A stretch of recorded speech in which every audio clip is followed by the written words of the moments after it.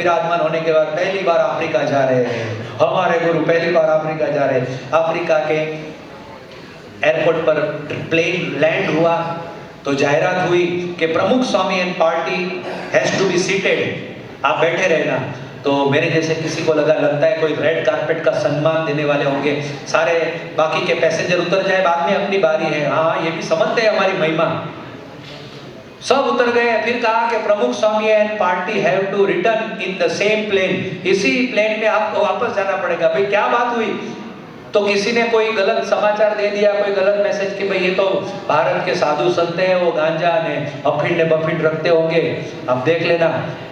कुछ स्वीकारने को, कुछ मानने को तैयार नहीं हुए। ये हकीकत बात है। उसी प्लेन में रात को 2:30 बजे बंबई के एयरपोर्ट पर पहुंचे, मंदिर गए स्वामी जी।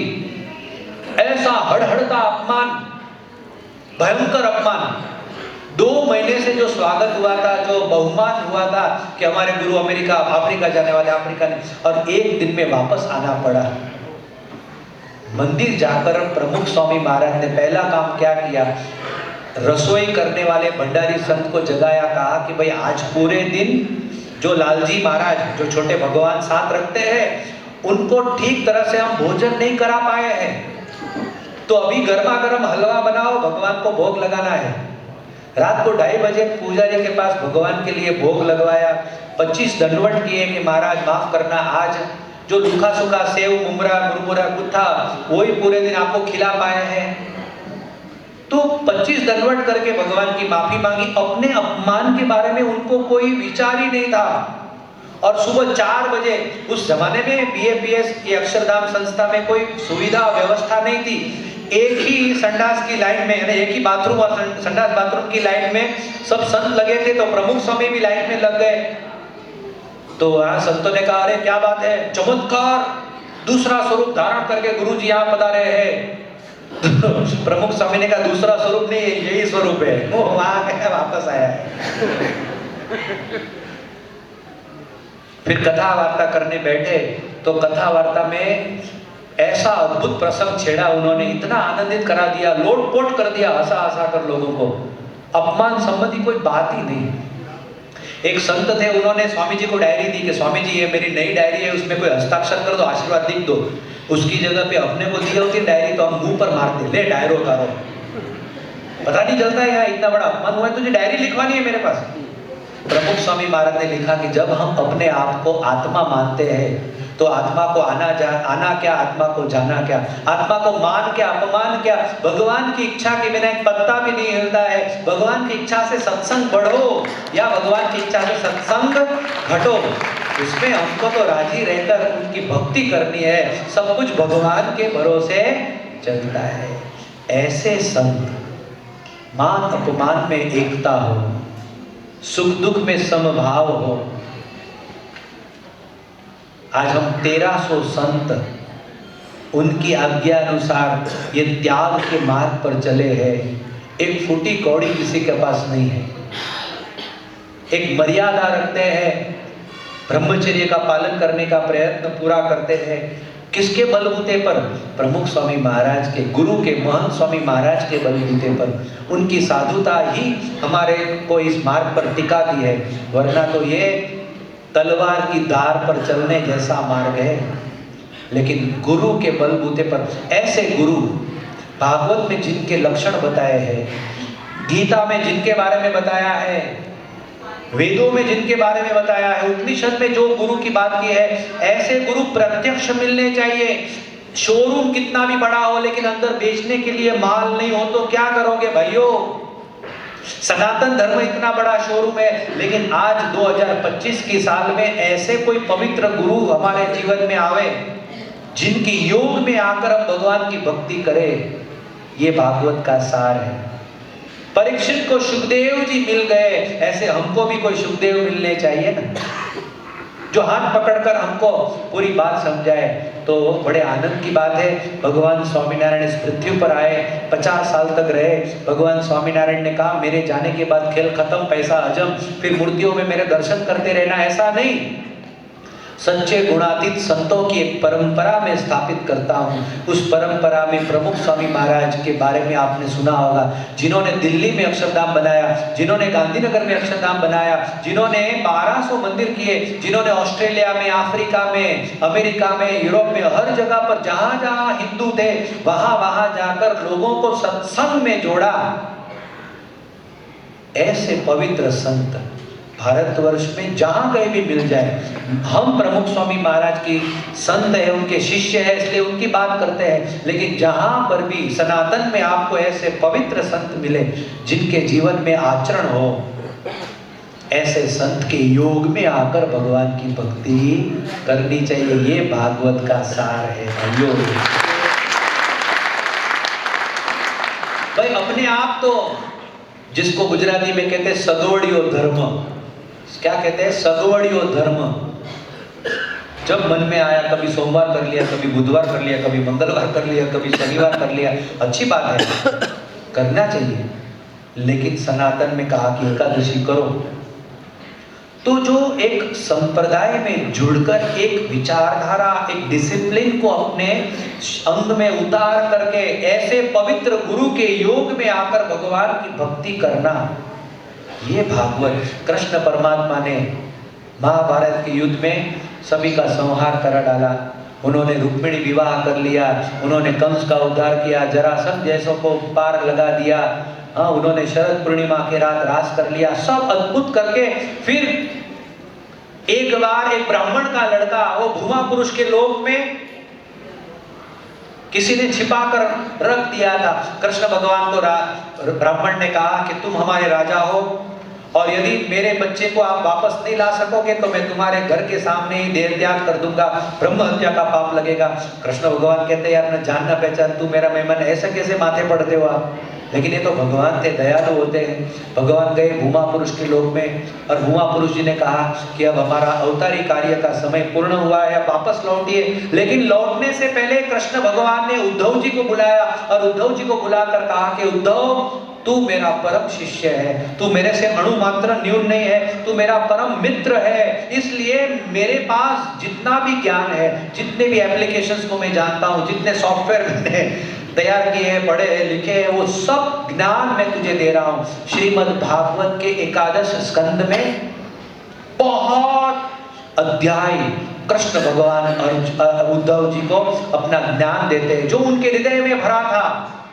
कितने प्रकार की मुक्ति है, मनुष्य में भक्त कितने प्रकार के होते हैं, नरक की यातनाएं कितने प्रकार की है, कलयुग में आगे क्या होगा क्या नहीं होगा, सब बातें करने के बाद कृष्ण भगवान कहते हैं अर्जुन, अपने उद्धव, अब मैं तुझे सार का भी सार, मेरा परम रहस्य मैं तुझे बता रहा हूं, तू ध्यान से सुन ले। ऐसा कहकर भगवान कृष्ण उद्धव जी को कहते हैं न रोधयति माम योगो न सांख्यम धर्म एवच यथा वरुंदे सत्संग सर्व संगाप हो हिमाम। हे उद्धव, मुझे प्रसन्न करने के लिए लोग तरह तरह के साधन करते हैं।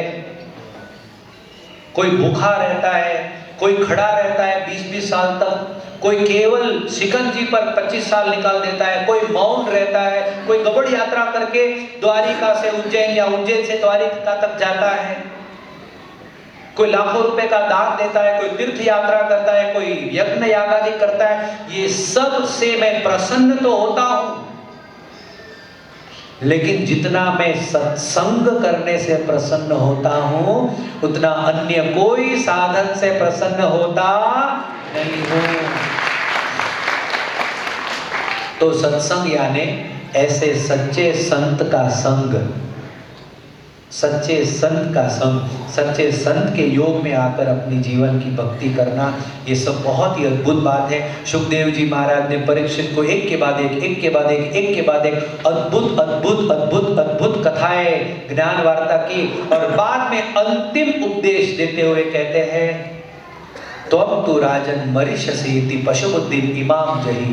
हे राजन, मैं मर जाऊंगा, मैं मर जाऊंगा, अरे मैं मर जाऊंगा, मैं मर जाऊंगा, ये तेरी पशु बुद्धि है। तू आत्मा है, आत्मा कभी मरती नहीं है। आत्मा कभी सड़ती नहीं है। न जायते म्रियते वा कदाचित नायम भूत्वा भविता वा न भूयः अजो नित्यः शाश्वतोयम पुराणो न हन्यते हन्यमाने। ये आत्मा है वो जल से सड़ती नहीं है, वायु से सूखती नहीं है, अग्नि से जलती नहीं है। ऐसी ये आत्मा, वो तेरा स्वरूप है और तेरे आत्मा में परमात्मा विराजमान है। तो अपने आप को पहचान ले। नाश तो शरीर का होने वाला है, और जिसने गर्भ में तेरी रक्षा की है, ऐसे भगवान की शरण में तू जा। देखो सुखदेव जी महाराज संत है। संत क्या कहते हैं? आत्मरूप होकर परमात्मा की भक्ति करो। और भगवान को पूछा गया कि भगवान क्या करना चाहिए? भगवान कहते हैं संत समागम करो। भगवान कहते हैं संत समागम करो, और संत कहते हैं भगवान की शरण में जाओ। भगवान और भगवान के संत, यही सनातन का सबसे बड़ा सार है। राधा और कृष्ण, कृष्ण की भक्ति करनी है राधा जैसे बनो। सीता राम, राम की भक्ति करनी है तो सीता जैसे बनो। स्वामी और नारायण, स्वामी की भक्ति करनी है, नारायण की भक्ति करनी है, स्वामी जैसे बनो। आज वही स्वामी की परंपरा में महंत स्वामी महाराज ऐसे संत हैं, अपने हृदय में भगवान राम को धारण करके जी रहे हैं। अपने हृदय में भगवान कृष्ण चंद्र परमात्मा को धारण करके जी रहे हैं। ऐसा पवित्र पात्र है कि भगवान को यदि इस पृथ्वी में कलयुग में 2025 में रहना हो तो महंत स्वामी जैसा पात्र मिलना बड़ा दुर्लभ है, जिनके जीवन में संसार का कोई भाव नहीं है, अखंड जो भगवान में निमग्न है। तो ऐसे संत के योग में आकर हम भगवान की भक्ति करें। आज हमारा ये जो राजेश भाई चौधरी और नरेश भाई चौधरी, ये परिवार को हम एक बार जोरदार तालियों से उनका अभिवादन करते हैं। आज के इस अवसर पर हम राहुल जी भाई को याद करते हैं कि जिनके स्मरणार्थ, जिनके मोक्षार्थ हमने ये सप्ताह, ये 3 दिन की पारायण का आयोजन किया है। धन्य है माता पिता को कि जिन्होंने अपने बच्चे के लिए, अपने पुत्र के लिए, अपने हृदय के टुकड़े के लिए ये कथा वार्ता का आयोजन किया। कितना अद्भुत आज ये लाभ हमें मिल रहा है, आपको और हम सबको। आज राहुल स्वयं भगवान जहां भी उनको रखा होगा, लेकिन कितना राजी होता होगा कि वाह कैसा अद्भुत कार्य ये आज हुआ है। भगवान की कितनी दया है। कौन मैं, हम कौन बोलने वाले होते हैं? बुलाने वाले भगवान है, आयोजन कराने वाले भगवान है। और भगवान के आशीर्वाद सदैव उस पर बरसते रहे और भगवान उसको बहुत इस प्रकार से सुखी रखे। सत्संगमय उसका जीवन बने, प्रभुमय उसका जीवन बने, हृदय में परिपूर्णता का अनुभव, जो अनुभव परीक्षित राजा को हुआ। आप देखिए परीक्षित राजा ये अंतिम उपदेश सुनकर एकदम कृतार्थ हो गए।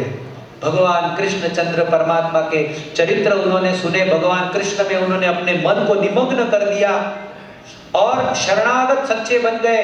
और फिर ऐसे ध्यानस्थ हो गए और प्रतीक्षा करने लगे कि अब तक्षक आए।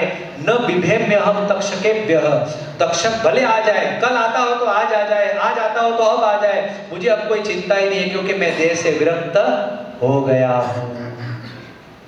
और तक्षक नाग आया। उसके पुत्र जन्मेजय ने प्रयत्न किया कि पैसे देकर, तक्षक को रिश्वत देकर ये इनके प्रकार ये मृत्यु में टाल दूं, लेकिन परीक्षित ने कहा कोई जरूर नहीं है, मुझे निर्वाण का अनुभव हुआ है, ब्रह्म निर्वाणम प्राप्तोस्मि। और तक्षक नाग नजदीक आ गया और उसके स्पर्श होने से पहले ही स्वतंत्रतया परीक्षित ने अपने शरीर का परित्याग कर दिया और भगवान की शरण में बैठ गए। तक्षक ने उसके शरीर को डसा और पूरा शरीर 1 सेकंड में काला पड़ गया, लेकिन उससे पहले भगवान के भक्त ने शरीर का त्याग कर दिया था। ये परीक्षित राजा की कथा, भागवत की कथा, ये हमारा भारतवर्ष कल्याण का अनुभव, रोकड़ा अनुभव, मोक्ष का अनुभव, रोकड़ा अनुभव, संत के समागम से सुखदेव जी महाराज मिल गए और क्या काम हुआ। तो इसीलिए हमारा बहुत बड़ा सौभाग्य है कि हमको ऐसे संत मिले, ऐसे गुरु मिले, ऐसा भागवत मिला, ऐसे राम मिले, कृष्ण मिले। हमारे जैसा भाग्यशाली पूरे संसार में और कोई नहीं है। एक गुजराती में भजन सुनकर पूर्णाहुति करते हैं, भजन के शब्द बड़े अद्भुत है। मौज में रहવું, मौज में रहવું, मौज में रहવું रे, प्रभु मळ्याना कैफ में रहવું, मौज में रहવું रे। अरे भारत में हमारा जन्म हुआ है, सनातन में हम जुड़े हुए हैं। भगवान राम कृष्ण माता महादेव स्वामी नारायण के हम शिष्य हैं। गुरु प्रमुख स्वामी महाराज, तुलसीदास जी, तुकाराम जी, संत ज्ञानेश्वर, गुरु नानक साहब, ऐसे संतों की एक श्रृंखला वो हमें प्राप्त हुई है। हम कंगाल की तरह क्यों रहे? ये अंतर में ये आनंद भरकर यहाँ से जाना है। फॉर्च्यूनर का आनंद नहीं भाई, तुम्हारे बड़े बंगलों का आनंद नहीं। अरे उसकी क्या कीमत है? तुम्हारे बंगले के आगे वो अंबानी के बंगले के आगे तुम्हारे बंगले की क्या हैसियत है, क्या कीमत है? 15,000 करोड़ का बंगला है, तुम्हारा कितना है? 2 करोड़, 3 करोड़, 4 करोड़, 5 करोड़। बंगलों से यदि आपको अपनी कीमत लगती है तो जीरो। आपकी कीमत सनातन से है, भगवान की प्राप्ति से है, संतों की प्राप्ति से है। हम भगवान और संत के योग में आए हुए हैं, उसका आनंद है। तो आइए ये आखिरी भजन सुनकर पूरा करेंगे। मौज में रहવું, मौज में रहવું, मौज में रहવું रे, प्रभु मळ्याना। हाँ कि क्या पारस मणि चिंतामणि आज ओचिंती हाथ आवी। नरेश जी, राजेश भाई, आपने कभी सोचा था? पारस मणि चिंतामणि हाथ लग गई, कथा वार्ता में बैठे, समझ में आ गया जीवन क्या है, कितना बड़ा आनंद। पारस मणि चिंतामणि आज ओचिंती हाथ आवी, दुनिया केरा दोकड़ा नी शू खोज में रहવું रे। अब ये दुनिया की सामान्य दौलत के पीछे क्या दौड़े? तेज ने मध्य मूर्ति जे छे संत स्वरूपे आज ए छे। जो गोलोक में, वैकुंठ में, अक्षरधाम में जो भगवान विराजमान है वो मुझे महंत स्वामी जैसे संत में मिले हैं। तेज ने मध्य मूर्ति जे छे संत स्वरूपे आज ए छे। सर्वोपरि ना शरणे छिए। तो ऐसा अद्भुत ये भजन है, आइए इसका लाभ लेते। आपके जो भी गुरु हो, जो जिसको मानते हो, उसको याद करके ये भजन का हम श्रवण करते हैं। मौज में रहવું, मौज में रहવું, मौज में रहવું रे।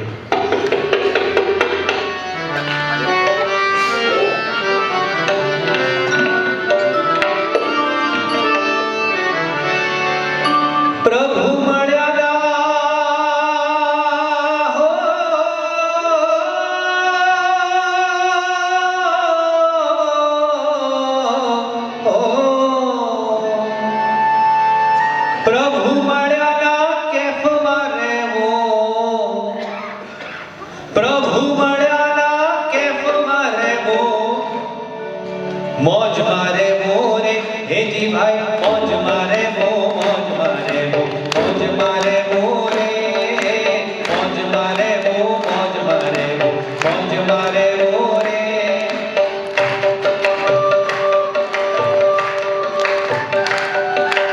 प्रभु मळ्याना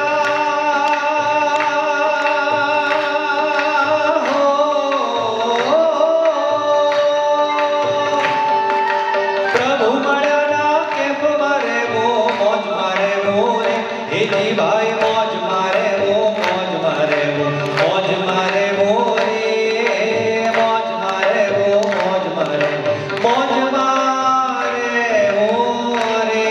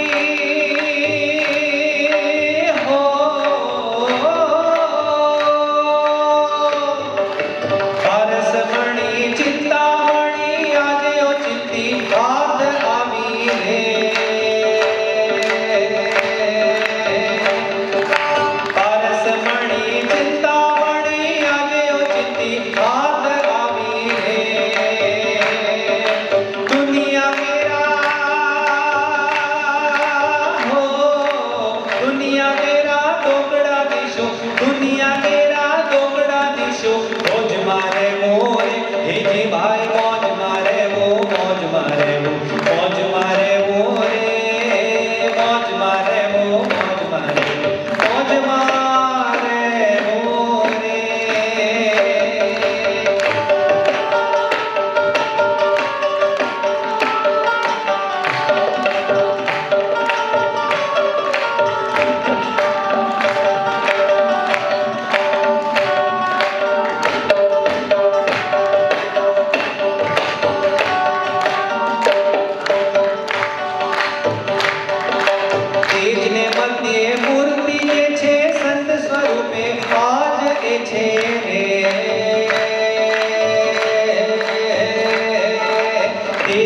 मध्य मूर्ति जे छे संत स्वरूपे आज ए छे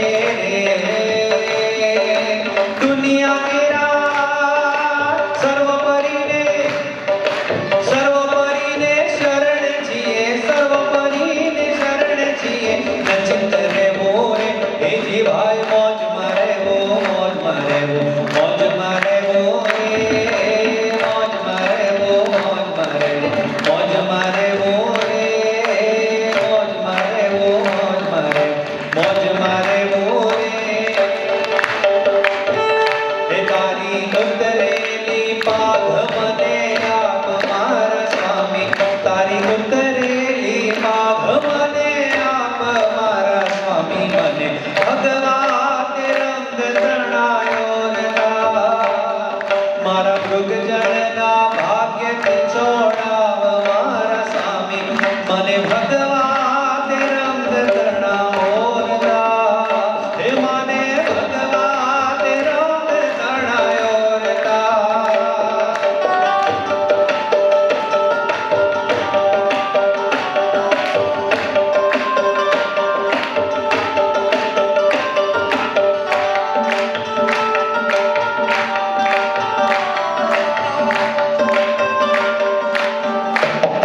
हे कहे तो बीजलो जब तार खाए इटलावा छोड़ी दो दूर ने दमा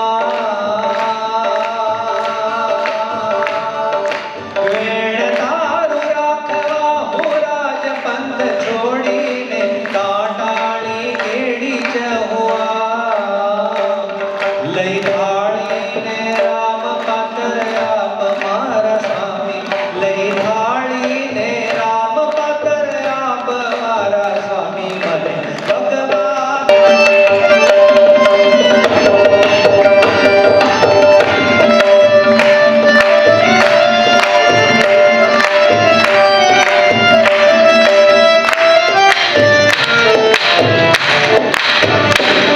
पूर्वना पुण्य फळ्या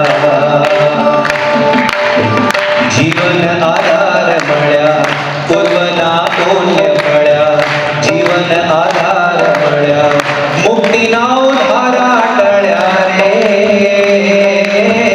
स्वामी तारा रूपे आज श्रीजी मळ्या प्रमुख स्वामी ना रूपे आज श्रीजी मळ्या महंत स्वामी ना रूपे आज श्रीजी मळ्या हे घरो घर घूमनार श्रीजी रसना पानार ग्रही भक्तो ना दुख सुख आपे अपार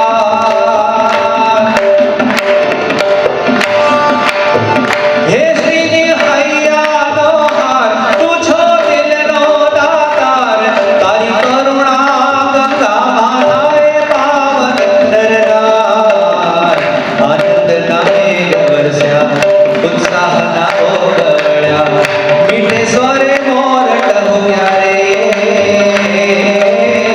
स्वामी तारा रूपे आज श्रीजी मळ्या प्रमुख स्वामी ना रूपे आज श्रीजी मळ्या महंत स्वामी ना रूपे महंत स्वामी ना रूपे महंत स्वामी ना रूपे आज श्रीजी मळ्या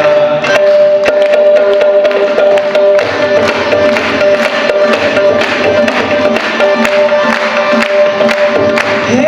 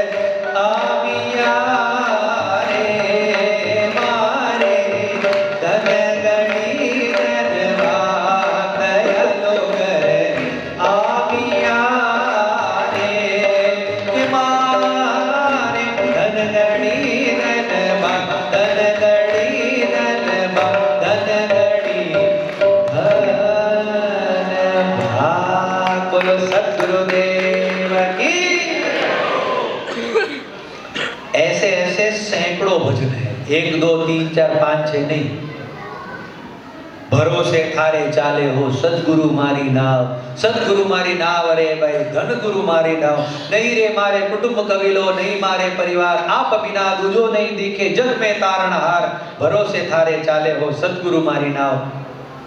भवसागर ऊंडो घणो रे तीरू न उतरू पार, निगाह करूं तो नजर नहीं आवे भवसागर री धार, भरोसे थारे चाले हो।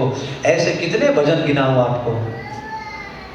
वारी जाऊं रे बलिहारी जाऊं रे, मारा सदगुरु आंगण आया मैं वारी जाऊं रे, सदगुरु आंगण आया मैं गंगा गोमती नाया, मारी निर्मल हो गई काया मैं वारी जाऊं रे। हेजी माने आयोड़ा संतोरा लीजे वारणा रे, कितने भजन गिनाओ। संत परम हितकारी जगत माई संत परम हितकारी, प्रभु पद प्रकट करावत प्रीति भरम मिटावत भारी, हजारों भजन ऐसे लिखे हैं। संत की महिमा भी है, संत की लक्षणा भी है, संत कैसे होने चाहिए वो भी बताया है। संतों की महिमा तो गाई है, लेकिन संत कैसे होने चाहिए। आज हमारे साथ सबसे बड़ी दिक्कत ये है कि हमको संतों की लक्षणा उस पर ध्यान रहता नहीं है। कोई बच्चे देने वाला मिल जाए तो बस हमारे लिए तो बस परमात्मा मिल गए महाराज, बस हो गया। फिर भले कितनी बड़ी चलम पीते हो, हमें क्या लेना देना। हमको सरकारी नौकरी लग गई ना, बहुत हो गया। तो संतत्व को पहचानना पड़ेगा भाइयों। जिस दिन से सीता जी का अपहरण करने के लिए रावण ने भगवा वस्त्र धारण किया, तब से इस कपड़े पर पनौती बैठी हुई है। बहुत अच्छा है। तो विदाउट एनी क्या बोलते हैं, विदाउट एनी इन्वेस्टमेंट का धंधा है। आपके धंधे में आप कितना टका कमाते हो, 10%, 15%। कंपटीशन का जमाना है भाइयों। हमारे यहाँ पर कोई कंपटीशन नहीं है, आ जाओ जिसको आना है। कोई इन्वेस्टमेंट नहीं, जितना आया वो फायदे में ही है। बहुत आसान है, लेकिन सच्चे संत बनना वो दुर्लभ है। ऐसे पवित्र संत, जहां जहां पर भी संत की महिमा बताई है, साथ में संत कैसे होने चाहिए वो भी बताया है। तितिक्षवः कारुणिकाः सुहृदः सर्वदेहिनां कथामृष्टाः, जिसका मन भगवान में लगा हो, जो तितिक्षवः यानी सहनशील हो, जिसको संसार में पैसों में, रुपयों में, स्त्रियाशक्ति में कहीं भी कोई उसका मन न हो। एक बहुत बढ़िया भजन तुलसीदास जी का सुनते हैं, तुलसी मगन भयो राम गुण गाय के। एक सामान्य आदमी में और संत में क्या फर्क होता है वो इस भजन में लिखा है। बड़ा अद्भुत भजन है। आइए इस भजन को सुनकर कथा का प्रवाह आज थोड़ा सा चलेगा। लास्ट दिन है तो थोड़ा जो भी कुछ बिंदु बाकी रह गए हैं वो बाकी नहीं रहने चाहिए।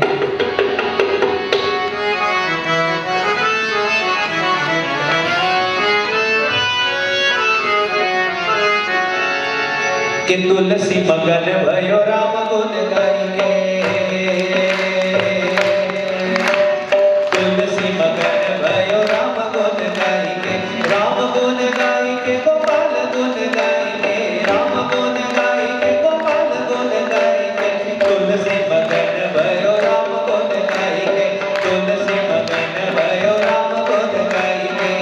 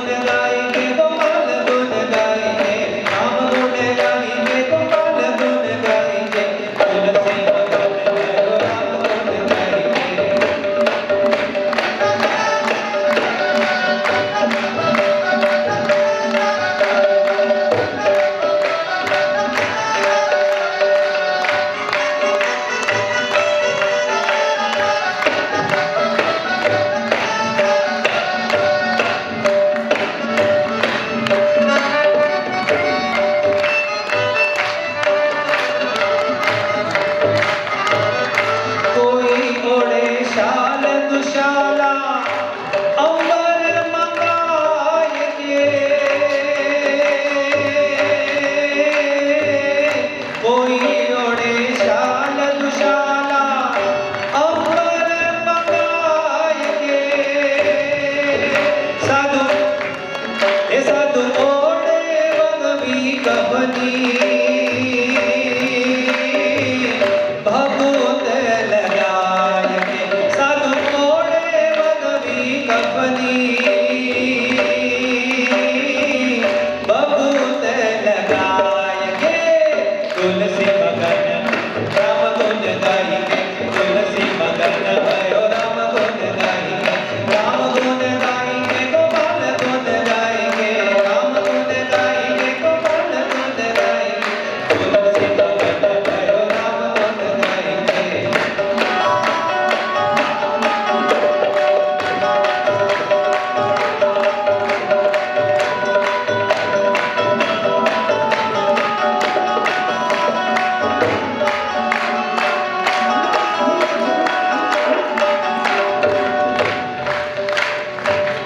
कोई चले हाथी घोड़ा पालकी मंगाए के,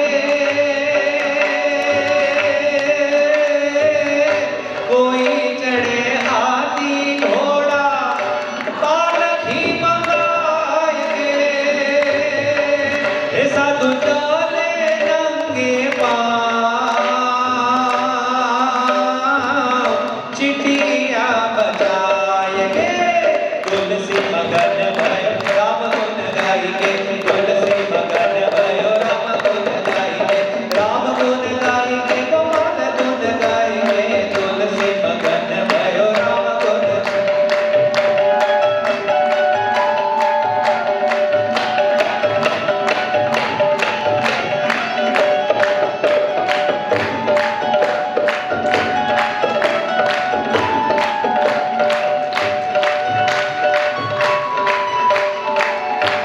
कोई भयाल, बहुत ही समझने जैसे शब्द है, कोई भयाल धन मान ताल पाएंगे,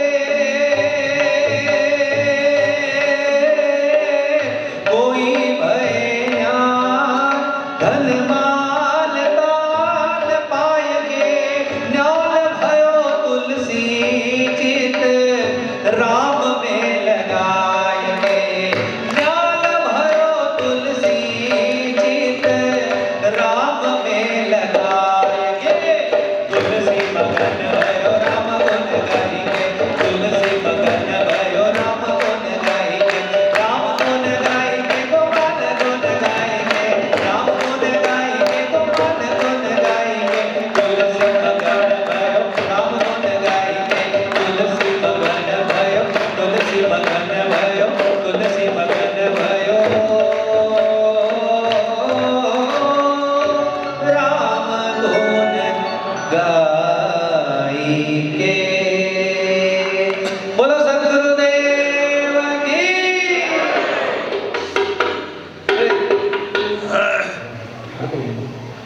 तुलसी मगन भयो राम गुण गाई के, राम गुण गाई के गोपाल गुण गाई के।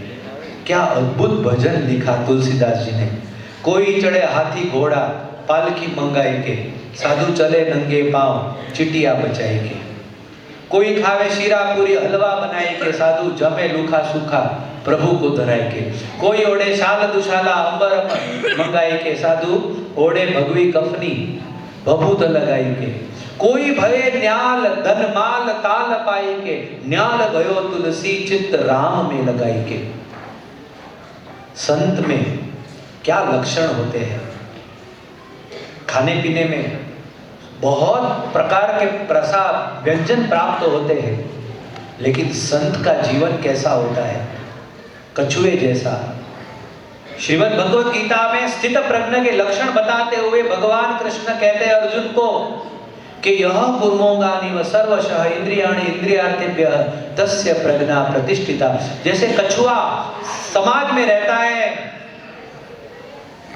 लेकिन जैसे ही कोई स्पर्श करने जाए तो अपने सारे अंगों को अंतर सम्मुख कर लेता है। इसी प्रकार जो सच्चे भगवान के संत होते हैं, संसार में रहते हैं, चारों ओर विषयों को देखते हैं, प्राप्त भी होता है सब कुछ, लेकिन अपनी वृत्तियों को अंतर सम्मुख करके केवल भगवान में ही जोड़े रखते हैं। उनको गाड़ियों से महत्ता नहीं होती है। प्रमुख स्वामी महाराज का जन्मदिन राजकोट में मनाया गया था, बड़ी धामधूम पूर्वक। पूरे आधा राजकोट वहां पर आया था सभा में, और लोग बड़े एकदम प्रसन्न थे कि इतने बड़े संत, इतने बड़े संत, इतने बड़े संत। वहां के महाराजा साहब ने कहा, स्वामी जी कल हमारे घर आप चरण डालिए। स्वामी जी ने कहा जरूर आएंगे, हम अपनी कार भेजेंगे। अपनी कार एम्पाला कार, उस जमाने में अपनी कार भेजी, महंगी कार, और स्वामी जी ने पधरावनी की। वापस लौटते वक्त वो कार में कुछ खामी आ गई, कुछ तो बिगड़ गई। तो प्रमुख स्वामी महाराज ने उनके ड्राइवर को कहा कि भाई साहब तुम रिपेयर कर लेना, हमको अलग अलग घरों में बहुत जगह जाना है, तो हम फिर निकल रहे। लेकिन स्वामी जी आप कैसे जाओगे, कि रिक्शा है ना। अरे कि स्वामी जी आप क्या बात करते हो, इतने बड़े संत, कल इतना बड़ा सम्मान हुआ, आधा राजकोट आपको देखने आया था, आज आप रिक्शा में जाओगे तो कैसे चलेगा। स्वामी जी ने कहा भाई हमारे लिए तो दोनों एक ही समान होते हैं। एक सामान्य रिक्शा में प्रमुख स्वामी महाराज बैठ गए। उनको ये नहीं लगा कि भाई इसमें मेरा स्टेटस का क्या होगा। तो संत को ऐसे पदार्थ प्राप्त होते हैं, लेकिन वो संत वो पदार्थों के कारण अपनी महत्ता नहीं समझते हैं। ठीक है आया है तो भुगत लिया, लेकिन उसके कारण ही, बस इसके बिना आप नहीं चलेगा। मेरे लिए कुछ भी हो जाए, फॉर्च्यूनर ले आओ, अगली बार इस समय मुझे फॉर्च्यूनर से मैं नीचे बैठूंगा है, तो अगली बार फिर आप लोग। इसलिए ऐसा भी होता है कि नहीं, हम तो कई बार ऐसा भी देखने मिलता है। तो जो सच्चे संत होते हैं उनको कोई स्टेटस से कोई लेना देना होता नहीं है। प्रमुख स्वामी महाराज छोटे से गांव में विचरण कर रहे थे। एक हरिभक्त ने कहा, स्वामी जी नहीं नहीं कि जो केसरी के लाल मेरा छोटा सा ये गाँव, कि जो केसरी के लाल मेरा छोटा सा ये गाँव, मेरे राम जी से कह देना जय सिया राम, अपने राम जी से कह देना जय सिया राम, मेरे राम जी से कह देना जय सिया राम। बोलो सियावर रामचंद्र भगवान की, बोलो स्वामीनारायण भगवान की, कृष्ण कन्हैया लाल की, बोलो आज के आनंद की।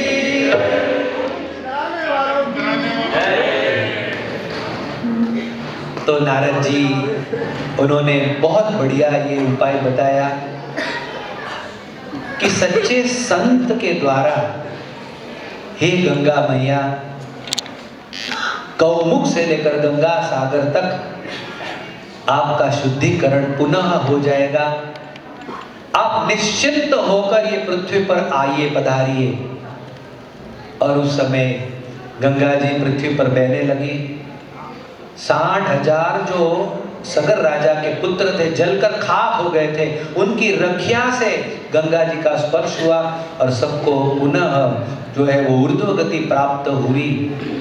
लेकिन एक बहुत बारंबार श्रीमद् भागवत में ऐसे संत के सामने अंगुली निर्देश किया गया है। कृष्ण पर भगवान अपनी लीलाओं का विस्तार उन्होंने किया। श्रीमद् भागवत मूलतः तो कृष्णचंद्र परमात्मा का ग्रंथ है। पृथ्वी का भार उतारने के लिए उन्होंने जन्म लिया। उन्होंने कितने सारे असुरों को मारे। अरे छठे दिन पुतना आई, पुतना का उद्धार किया। कहीं पर संहार शब्द नहीं लिखा गया है, उद्धार, उद्धरती। अपनी माँ जशोदा जैसी जिसको गति दी भगवान ने, अहो बकीयम स्तनकालकूटम जिघांसया पायेदप्य साध्वी लेभे गतिर्धातृचितम ततोन्यम कम वा दयालुम शरणम व्रजेम। भगवान कितने दयालु है। स्वयं को मारने आने वाली ऐसी पुतना को भी यशोदा मैया जैसी गति दी है भगवान। तेरी शरण में आय के फिर आश किसकी कीजिए, गंगा किनारे बैठकर क्यों कूप का जल पीजिए। भगवान हमारे सनातन में इतने दयालु है, इतने कृपालु है, पुतना जैसा का भी उद्धार किया तो हम थोड़ी कोई ऐसे पुतना जैसे हैं। चाहे छोटी बड़ी कोई भी गलतियां हमसे होती होगी, लेकिन भगवान शरणागत वत्सल है, भगवान भक्त वत्सल है। ऐसे भगवान की शरण में जाना, कितने सारे व्योमासुर को मारा, अघासुर को मारा, बकासुर को मारा, धेनुकासुर को मारा, कालिया नाग का दमन किया, गोपियों की भक्ति को अंगीकार किया। ये गोपियां ये कोई मामूली नहीं थी, पूर्व जन्म की बड़ी बड़ी ऋषियां थी। किसी ने 10 कल्प तक तपश्चर्या की है, तब जाकर गोपी शरीर प्राप्त हुआ। किसी ने 5 कल्प तक तपश्चर्या की थी और वो सब गोपियां बनी थी। गोपियों के जीवन में एक मात्र विचार था, कृष्ण को कैसे प्रसन्न करना। रात को जब वो दही जमाती थी, दूध जमाती थी, उस समय मन में यही विचार रखती थी कि हमारा दही ऐसा बने और उसमें से मैं मक्खन उतारूं और मक्खन में छीके पर उतनी ही ऊंचाई पर रखूं जहां तक कृष्ण के हाथ पहुंच पाए और मेरा लाल वो आकर मेरे घर में अपने मित्रों के साथ प्रवेश करे छिपकर और इस अभागिन को सभागिन करे, मेरे मक्खन को वो चुराए। बस मैं यही चाहती हूँ। ऐसे विचार के साथ ये गोपियां अपने घरों में रोज रात को दूध जमाती थी और सुबह 4:30-5 बजे उठकर उसमें से दही का मंथन करके मक्खन निकालती थी, मक्खन को छीके पर रखती थी और फिर प्रतीक्षा में रहती थी कि कब कृष्ण आएंगे और मेरे घर में आकर मेरा मक्खन अंगीकार करेंगे। और थोड़ी सी भी आवाज आती तो तुरंत दौड़कर बाहर गली में आकर देखने लगती थी कि कब आएंगे और वापस अपने घर चली जाती थी। और जब पता लगता था कि कृष्ण आ रहे हैं तो स्वयं दूसरे कमरे में छिप जाती थी और कृष्ण को खुला मैदान देती थी। कृष्ण उस समय अपने मित्रों के साथ में ऊपर से मटकी उतारते थे, सबको मक्खन खिलाते थे। ये गोपी दीवार की दरार में से ये दर्शन करके अपने आप को सौभाग्यशाली मानती थी और फिर जब देख लेती थी कि अब भगवान ने मक्खन खा लिया है तो पीछे से जाकर उनको गले से लगा लेती थी। ये गोपियों की भक्ति ऐसी अद्भुत थी। गोपियां जीती थी केवल भगवान के लिए और कहती थी कि हमारे मरने के बाद हमारी हड्डियों में यदि कोई फूंक मारेगा तो उसमें से भी भगवान के अलावा और कोई नाम निकलेगा नहीं। एक बार यशोदा मैया ने कृष्ण को कहा कि तुम आए दिन गोपियों के यहाँ जाकर चोरी करते हो और हमें उल्हाना सुननी पड़ती है। हमारे घर में दूध और दही की मक्खन की पूरी नदियां बहती है, फिर भी आप चोरी क्यों करते हो? तो उस समय कृष्ण ने कहा कि माताजी, भक्ति कोई कॉन्ट्रैक्ट नहीं है। क्या कहा? भक्ति कोई कॉन्ट्रैक्ट नहीं है जिसे आउटसोर्स कर दिया जाए। माँ ने कहा समझ में नहीं आया बेटा, तुम क्या कहना चाहते हो? कि हमारे घर में दासियां मक्खन तैयार करती है, दही मंथन करके मक्खन तैयार करती है, उस मक्खन में मुझे ऐसा स्वाद नहीं आता जो गोपियों के मक्खन में आता है। और इसीलिए यशोदा मैया ने सोचा कि अब मैं कल तुम्हारे लिए स्वयं खुद दही का मंथन करूंगी। और यशोदा मैया स्वयं सुबह 3:30-4 बजे उठकर दही का मंथन करके मक्खन तैयार करती है, पूरा मटका भर देती है। यहाँ पर कृष्ण जगते हैं। कृष्ण जगते ही यशोदा मैया उनको संभालने लगती है, लेकिन उस समय चूल्हे पर रखा हुआ दूध उफन कर बाहर निकलने लगा। यशोदा मैया ने देखा, बच्चे को नीचे छोड़ दिया, बाल कृष्ण को, और दूध को संभालने पहुंच गई और दूध को संभाल कर फिर दूसरे कामों में लग गई। कृष्ण भगवान को इतना बुरा लगा कि मेरी भक्ति करते करते तू संसारिक कामों में लग गई। और कृष्ण एकदम खिन्न हो गए। अपनी माँ ने अपने हाथों से तैयार किया हुआ जो ये मक्खन का मटका था, उन्होंने एक पत्थर लेकर तोड़ दिया। पूरे घर में, पूरे आंगन में मक्खन हो गया। खुद वहां से दौड़े और दौड़कर बाहर से बंदर जैसे अपने मित्रों को बुलाया और बासी 3-4-5 दिन का पुराना मक्खन छीके पर से उतारकर बंदरों में और अपने मित्रों में बांट दिया। यशोदा मैया ने ये सब देख लिया करतूत और वो अपने बेटे के पीछे दौड़ी। आगे आगे कृष्ण, पीछे पीछे यशोदा मैया, एक कमरे में से दूसरे कमरे में, दूसरे कमरे में से तीसरे कमरे में, तीसरे कमरे में से चौथे कमरे में, यूं करते करते फिर भगवान ने सोचा कि माँ पहले से ही बहुत श्रमित हुई है, चलो उनके बंधन में आ जाते हैं। बंधन में आ गए, उखल के साथ उनको बांधने का प्रयत्न किया गया, एक रस्सी लाकर उसको गांठ मारने गई, लेकिन वो गांठ और रस्सी 2 उंगली कम पड़ी। दूसरी रस्सी जोड़ दी गई, पुनः गांठ मारने गई, पुनः 2 उंगली कम पड़ी। तीसरी रस्सी जोड़ी, चौथी रस्सी जोड़ी, पांचवी। कहते हैं कि गोकुल वृंदावन में जितनी रस्सियां थी सारी की सारी जोड़ दी गई, फिर भी गांठ लगी नहीं। तब किसी ने कहा कि भाई इनको बांधना है तो गोकुल वृंदावन की रस्सी से नहीं, बरसाना से रस्सी ले आओ। बरसाना में राधा रहती थी, बरसाना से रस्सी लाए और भगवान बंध गए। ये एक आख्यान, ये दृष्टांत को वर्तमान परिस्थिति के दृष्टि और परिप्रेक्ष्य में देखा जाए तो बहुत बड़ा संदेश हमें यहाँ दिया गया है। हमारे सबके घर में एक कृष्ण है, हमारा पुत्र या हमारा पोता। वो हमें कहता है कि पिताजी, माताजी, दादाजी, दादी जी, नाना जी, नानी जी, हम बच्चों की देखभाल करना, इसे कोई कॉन्ट्रैक्ट मत समझना, कॉन्ट्रैक्ट में आउटसोर्स मत कर देना। आप स्वयं अपने बच्चों की देखभाल कीजिए। और यदि हम अपने बच्चों के लिए समय नहीं निकालते हैं, उनको संस्कार नहीं देते, तो क्या होगा?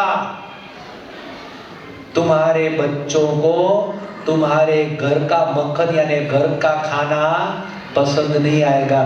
फिर वो बाहर होटलों का 3-4 दिन पुराना बासी खाना है, वो खाने में उसको आनंद आएगा, और उसके मित्र बंदर जैसे मित्रों में तुम्हारे घर की पूरी संपत्ति को नष्ट कर देगा।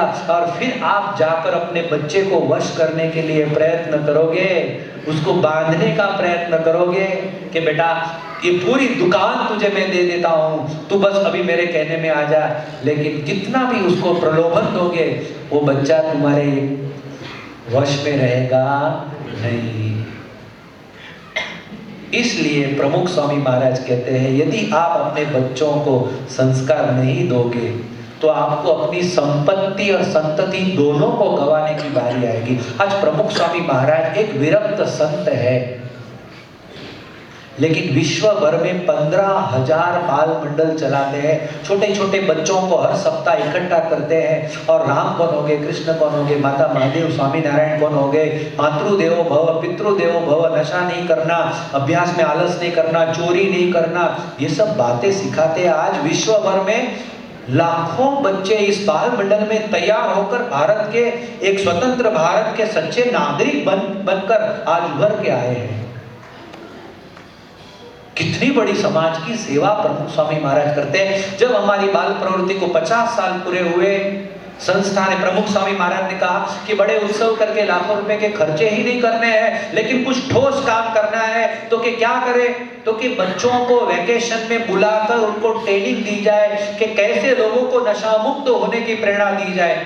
तो लिटरेचर दिया, उनको कहा कि रोज जाओ 3-3 के ग्रुप में और लोगों को नशा मुक्त होने की प्रेरणा दो। और इन बच्चों ने रोज 100 लोगों का संपर्क किया, कहा कि भाई साहब सिगरेट छोड़ दो, भाई साहब बीड़ी मत पियो, भाई साहब दारू मत पियो। 30 लाख लोगों का संपर्क किया।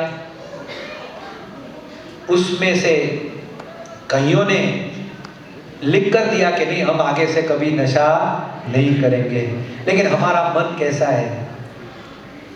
हमारा मन कहता है कि अरे Swami ji, out of sight out of mind. कितना भी लिख कर दिया होगा, लेकिन कौन पालता है आजकल? आज के जमाने में ये सब खाली बातें ही है। प्रमुख स्वामी महाराज कहते हैं कि भाई 30 लाख में से यदि 12 लाख लोग भी यदि माने तो भी कितना बड़ा, 12 लाख परिवारों में इतना बड़ा परिवर्तन हो जाएगा। यदि 50% यदि 6 लाख लोग भी यदि माने तो भी कितना बड़ा काम होगा। फिर प्रमुख स्वामी महाराज ने कहा कि भले एक भी आदमी नशा मुक्त न हो, लेकिन जो 30,000 बच्चे घर घर जाकर रोज 100 बार दोहराया है जिन्होंने कि भाई साहब बीड़ी मत पियो, सिगरेट मत पियो, दारू मत पियो, वो 30,000 बच्चे तो आजीवन कभी नशा नहीं करेंगे। तो 30,000 परिवारों में भी यदि इतना बड़ा परिवर्तन आता है तो कितनी बड़ी बात होगी। तो ऐसा ठोस कार्य आज अक्षरधाम संस्था केवल बड़े बड़े मंदिर नहीं बनाती है, लेकिन इन मंदिरों के द्वारा समाज को जो आवश्यक है, आज बाल संस्कार की जरूरत है। आज अमेरिका को रशिया से भय नहीं है उतना, अमेरिका को चाइना से जितना भय नहीं है उतना अपनी ही आने वाली पीढ़ी से भय है, क्योंकि सारे ड्रग एडिक्ट बनते जा रहे हैं। जितनी डिप्रेशन की गोलियां अमेरिका में खाई जाती है उतनी और कहीं नहीं खाई जाती है। उनको अपनी ही आने वाली प्रजा पर उससे डर लगता है कि इसका क्या होगा। तो इसीलिए प्रमुख स्वामी महाराज कहते हैं ये मंदिरों का निर्माण जो भी कराया जाता है उसके पीछे मंदिरों में ये बाल संस्कार की बातें प्रमुख स्वामी महाराज ने मंदिरों की परिभाषा बदल दी। मंदिर यानी केवल आकर घंटी बजाओ, आरती करो, 2 परिक्रमा लगाओ, दान पुण्य करो और भगवान के पास मांगो, हे भगवान बस प्लॉट नहीं है प्लॉट दे देना, जय स्वामीनारायण रवाना, इतना ही नहीं। प्रमुख स्वामी महाराज ने कहा कि मंदिर हमारी आस्था का केंद्र तो है, लेकिन साथ साथ में मंदिर बाल संस्कार का केंद्र है, मंदिर समाज सेवा का केंद्र है। आज मंदिरों के द्वारा प्रमुख स्वामी महाराज स्कूल चलाते हैं, मंदिरों के द्वारा प्रमुख स्वामी महाराज अस्पताल चलाते हैं, मंदिरों के माध्यम से प्रमुख स्वामी महाराज, आज यूक्रेन में युद्ध हुआ 3 साल 2.5 साल पहले, मोदी साहब ने प्रमुख स्वामी महाराज महंत स्वामी जी को कहा कि स्वामी जी 15 से 20 हजार जितने हमारे विद्यार्थी उनको हम यूक्रेन की बॉर्डर, पोलैंड की बॉर्डर पर तब तो ले आए हैं, लेकिन विमानों में बिठा बिठा कर उनको इंडिया लाने में टाइम लगेगा। इतने दिनों तक उनकी व्यवस्था कैसे की जाए। प्रमुख स्वामी महाराज, महंत स्वामी महाराज ने लंदन मंदिर में फोन किया, पूरे यूरोप में जितने भी कार्यकर्ता तुम्हारे जैसे हरिभक्त थे सारे के सारे पोलैंड की बॉर्डर पर पहुंच गए, अपने खर्चे से राशन खरीदा और 15,000 लोगों को 1 महीने तक बारी बारी रोज 300, 400, 500 लोगों को प्लेन में बिठाकर यहाँ भारत लाया जाता था। लेकिन तब तक उनकी देखभाल करना, उनके साथ काउंसलिंग करना, वो ट्रॉमेटाइज्ड हो गए थे। तो मंदिर के माध्यम से ऐसा सामाजिक कार्य करना।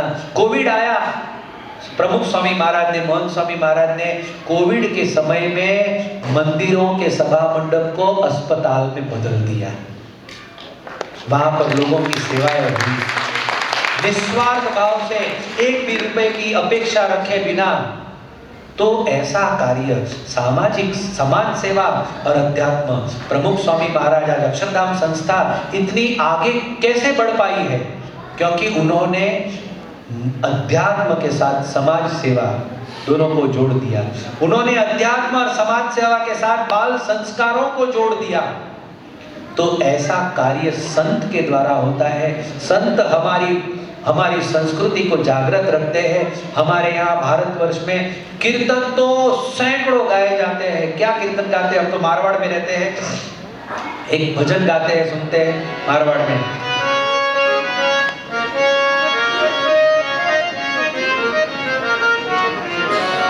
धन गणी